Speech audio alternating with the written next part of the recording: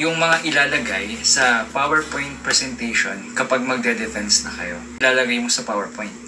Okay, sa chapter 1, ilalagay mo yung introduction. Sasummarize mo na lang yun from general to specific.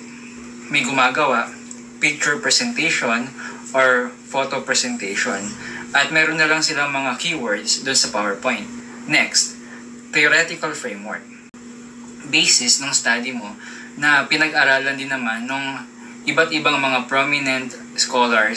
Operational framework. Meron naman tayong operational model or conceptual framework kung ito ay quantitative research. Huwag natin kakalimutan yung statement of the problem. Under that, nandun yung mga research questions. Scope and delimitation. Ilalagay natin yan sa PowerPoint. Why? Kasi ito yung magpapakita dun sa panelists kung ano yung parameter o yung scope ng pag-aaral mo. Sa isang bayan ba to? Sa isang school? Sa isang community? O sa isang province? Okay po.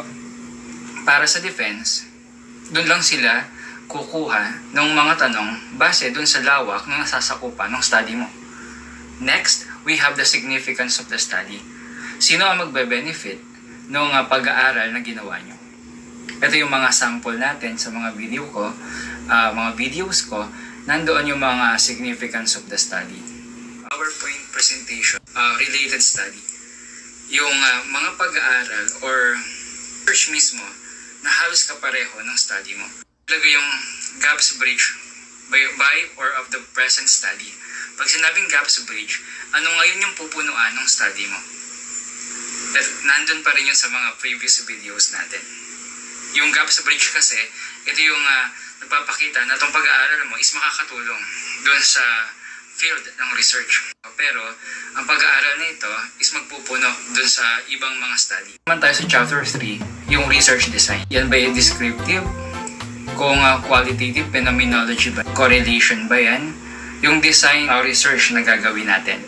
Next, after ng research design, sources of data. Sino-sino yung mga tao na pagkukuhanan mo ng data? Mga estudyante, mga consumers, okay po, mga customers, mga teachers. Ngayon, pag may sources of data ka,